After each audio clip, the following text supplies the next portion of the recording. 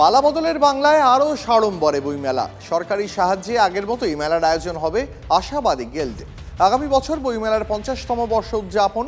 বইমেলার রাজনৈতিক আধিপত্যের জায়গা নয়, আগে স্পষ্ট করেছেন বিজেপির রাজ্য সভাপতি শ্রমিক ভট্টাচার্য। বিজেপি বা কোনো বিজেপি ঘনিষ্ঠ সংগঠন মেলাকে এককভাবে নিয়ন্ত্রণ করবে না, বরং গিল্ডকে অন্য সংগঠনগুলির সঙ্গে একসঙ্গে কাজ করতে হবে। বইমেলা আন্তর্জাতিক স্তরের একটি সত্যিকারের সার্থক বইমেলা হয়ে উঠুক, বর্তমান সরকারের সে ব্যাপারে সজাগ থাকা উচিত এবং সেটা সত্যিকারেরই বিশ্বমানের যেন হয়, সে ব্যাপারে সরকার এবং বাংলার সাধারণ মানুষ সকলের সহযোগিতা লাগবে। বইমেলা চিরকাল বইমেলাই ছিল। বইমেলার সময় অনেক রকম হয়েছে। এর আগে পশ্চিমবঙ্গ গ্রন্থমেলাও ছিল। বইমেলা হোক না, একটা জায়গায় দুটো হোক, দুটো জায়গায় 5টা হোক, কোনো ব্যাপার নেই। কিন্তু বইমেলা যদি 2-3টে হয় ভালো করে বইমেলা, তাহলে কেন হবে না? কিন্তু পাবলিশার বুকসেলার গিল্ড অনেক দিন ধরে তাদের অভিজ্ঞতা কাজে লাগিয়েছে। নেতালি বইমেলা আরও ভালো করে তৈরি হবে, কারণ বইমেলাকে ভালো সবাই করতে চাই আমরা। বইমেলা যত ভালো হবে, মানুষ যাতে বইয়ের কাছে আসবে, সেটাই তো কাম্য। কলকাতা পুস্তক মেলা বা আন্তর্জাতিক কলকাতা পুস্তক মেলা, আমাদের আদরের কলকাতা বইমেলা, সরকারের সহযোগিতা পেয়েছে এবং সরকার তারা পাশে দাঁড়িয়েছে, মাথায় ওঠেননি। গিল্ড হচ্ছে একটা অটোনোমাস নন গভর্নমেন্ট অর্গানাইজেশন। তো সুতরাং গিল্ড এটা এক্সপার্টাইজ করছে 76 সাল থেকে।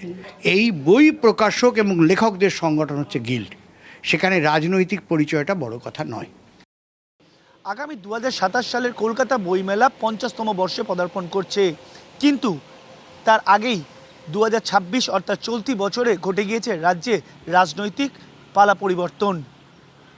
রাজ্যে তৃণমূল সরকার পর্যদস্ত হয়েছে, ক্ষমতায় এসেছে শুভেন্দু অধিকারীর বিজেপি সরকার, এবং তারপরেই চর্চা শুরু হয়েছে যে বইমেলার নিয়ন্ত্রণ কার হাতে থাকবে, বুক সেলার্স অ্যান্ড পাবলিশার্স গিল্ডের হাতে নাকি সংঘ নিয়ন্ত্রণ করবে।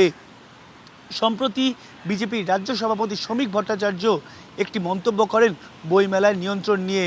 তারপরই রাজনৈতিক টানাপোড়েন শুরু হয়ে গিয়েছে এই কলকাতার বইমেলা নিয়ে।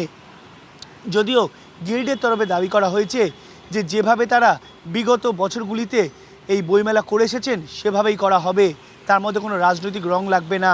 এবার বইমেলা হয়তো গিল্ডের হাতে নিয়ন্ত্রিত নাও থাকতে পারে, সরাসরি সংঘ নিয়ন্ত্রণে চলে যেতে পারে কলকাতা বইমেলা। সেক্ষেত্রে তার পরিধি আরও বৃদ্ধি পেতে পারে। যদিও গিল্ডের তরফে দাবি করা হয়েছে এই বইমেলা কোনোদিন কোনো রাজনৈতিক রং লাগেনি, বিগত দিনে সরকার যেভাবে সাহায্য করেছে এবারেও তার কোনো ব্যতিক্রম হবে না।